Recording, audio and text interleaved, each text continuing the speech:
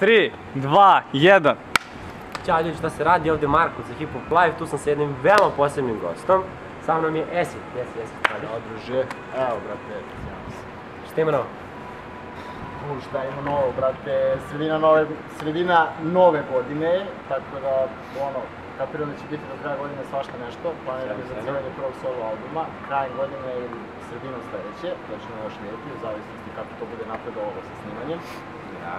Sastavio sam ekipu ljudi koji će raditi na tome, to su vrstni muzičari, ne budu nabrajani sada, ali u principu ljudi znate koji ste.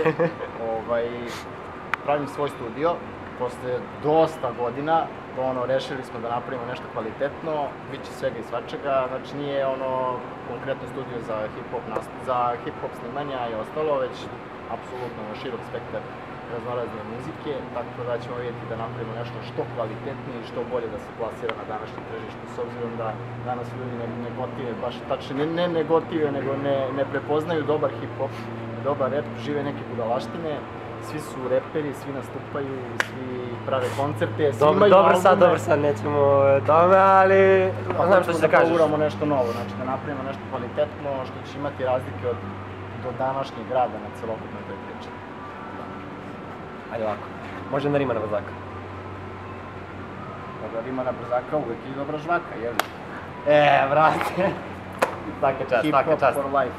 You got